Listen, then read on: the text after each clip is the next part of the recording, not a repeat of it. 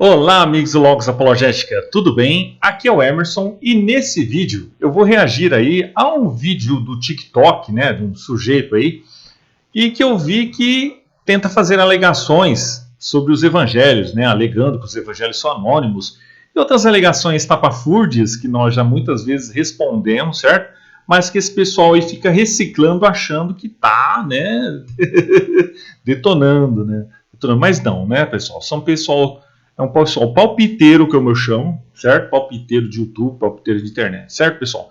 Então, desde já, peço para que vocês inscrevam-se no meu canal e já curtam o vídeo aí, tá bom, pessoal? Então, vamos ver o vídeo dele aí, certo? Você sabia que Mateus, Marcos, Lucas e João não escreveram os evangelhos de Mateus, Marcos, Lucas e João? Esse é um erro comum que muita gente comete e a maioria dos cristãos nem sabe da realidade. 4 principais evangelhos foram escritos por pessoas que os historiadores nem sabem dizer quem são de verdade. São anônimos que ganharam essas alcunhas dos apóstolos da Bíblia, que quando os manuscritos fossem repassados, as igrejas cristãs pelo menos tivessem alguma ideia de que foram os apóstolos de verdade que tinham escrito, o que não é verdade. Para se ter uma ideia, esses evangelhos sequer foram próximos da época em que Jesus viveu.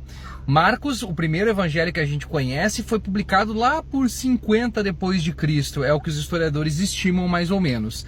Mateus e Lucas copiaram o evangelho de Marcos, tanto é que esses 3 evangelhos eles têm muitas similaridades entre eles, porém os autores responsáveis por esses 2 evangelhos acrescentaram alguns pontos que eles achavam mais importantes. E é importante lembrar que os manuscritos originais do Evangelho de Marcos não contêm alguns dos versículos bíblicos que a gente tem hoje na nossa Bíblia.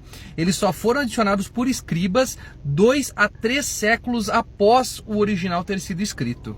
João a gente nem comenta muito porque esse foi escrito muito tempo depois, lá por 70 ou 80 depois de Cristo, e esse sim tem a sua própria história, toca em outros aspectos e curiosamente é o único que Jesus se declara como Deus. Nos outros ele não fala nada sobre isso.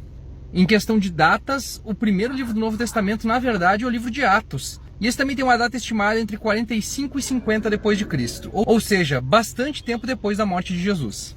É importante levar em conta esses contextos históricos, porque nós temos que partir do princípio que todos esses relatos foram passados apenas verbalmente para outras pessoas, mas a gente não sabe nada sobre esses autores e muito menos se eles realmente presenciaram a vida de Jesus aqui na Terra. Essa é uma alegação comum, mas ele ignora evidências importantes da crítica textual e da história antiga. Embora os manuscritos mais antigos não tragam explicitamente os nomes dos autores no início, né, o que era comum na época, há fortes razões para crer que os evangelhos foram escritos por Mateus, Marcos, Lucas e João. A atribuição dos evangelhos a esses autores remonta ao século II, muito próximo à época em que os textos foram escritos. Papias de Herápolis, um bispo do início do século II, menciona explicitamente que Marcos, o intérprete de Pedro, escreveu um evangelho baseado nos ensinamentos de Pedro. Ele também afirma que Mateus compilou os ditos de Jesus. A tradição cristã primitiva foi unânime em atribuir esses textos aos apóstolos ou a pessoas próximas delas. Naquela época, falsificar no documento atribuindo a uma figura conhecida era considerado desonesto e amplamente rejeitado. Portanto, seria improvável que a igreja primitiva aceitasse evangelhos falsamente atribuídos sem questionar sua autenticidade. Cada evangelho reflete características que se alinham com seus supostos autores. O evangelho de Mateus demonstra familiaridade com costumes judaicos e citações do Antigo Testamento, consistentes com alguém que teria sido um escriba judeu. Marcos é breve e direto, o que se encaixa no estilo de alguém que registrou os ensinamentos de Pedro. Lucas demonstra ser um historiador meticuloso, consistente com sua profissão de médico e companheiro de Paulo. João tem um tom pessoal e teológico elevado, coerente com um discípulo íntimo de Jesus. Portanto, a ideia de que os evangelhos foram escritos por autores desconhecidos e apenas posteriormente atribuídos aos apóstolos carece de evidência convincente. Então ele afirma aqui, né, que os evangelhos foram escritos décadas após, né? Não, sim, os evangelhos foram escritos décadas após os eventos que narram, mas isso não significa que eles são inconfiáveis, né? Pelo contrário, essa distância temporal é típica da literatura antiga e ainda assim permite uma transmissão precisa dos eventos. Na cultura judaica da época, havia uma forte tradição de memorização oral. Rabinos e mestres treinavam seus discípulos para preservar os ensinamentos, ensinamentos com precisão. Além disso, os eventos centrais da vida de Jesus, como sua crucificação e ressurreição, eram tão impactantes que ficaram profundamente gravados na memória dos discípulos. Mesmo que os evangelhos tenham sido escritos entre 40 e 70 anos após a morte de Jesus, muitas testemunhas oculares ainda estavam vivas. Paulo, em 1 Coríntios 15, 3 a 8, menciona que mais de 500 pessoas viram Jesus ressuscitado, e ele faz isso dentro de 25 anos do evento. Se os relatos fossem falsos, as testemunhas oculares teriam corrigido ou denunciado as invenções.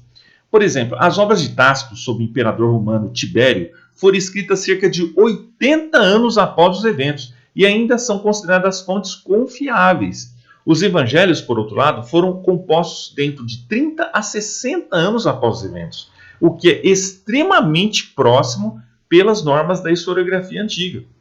A ideia de que Mateus e Lucas usaram Marcos como fonte, conhecida como hipótese das duas fontes, é uma teoria amplamente aceita entre os estudiosos. No entanto, isso não implica que os evangelhos sejam menos confiáveis ou originais.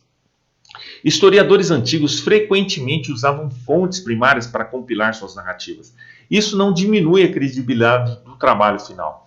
Pelo contrário, demonstra que Mateus e Lucas estavam interessados em registrar as melhores informações disponíveis. Embora Mateus e Lucas usem Marcos como base, ambos adicionam informações únicas, como o nascimento de Jesus, Mateus e Lucas, e parábolas específicas, Lucas. Isso demonstra que cada autor tinha acesso a outras fontes além de Marcos, como testemunhas oculares ou documentos perdidos. Apesar das diferenças, os três evangelhos sinóticos, Mateus, Marcos e Lucas, apresentam uma narrativa altamente consistente sobre a vida, morte e ressurreição de Jesus. Essa harmonia sugere que os autores estavam comprometidos com a verdade histórica. É verdade que alguns manuscritos antigos de Marcos terminam abruptamente, ali no caso, em 16:8. No entanto, isso não significa que o texto original excluía a ressurreição de Jesus. As variações de manuscritos são comuns na crítica textual, mas elas geralmente envolvem pequenos detalhes ou adições secundárias. O fato de alguns manuscritos omitirem os versículos finais pode ser explicado por problema de transcrição. Tá?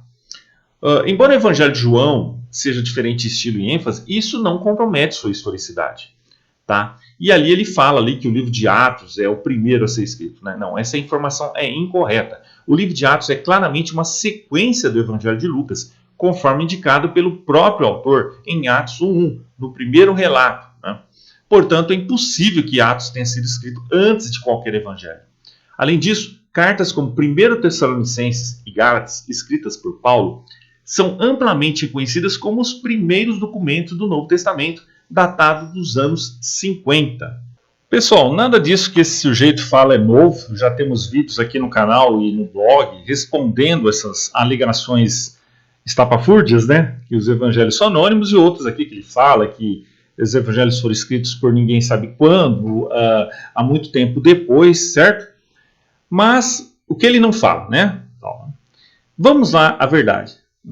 Os evangelhos são anônimos? Bem, depende do que você quer dizer com anônimo. É verdade que os autores dos evangelhos não se identificam diretamente no texto dos evangelhos.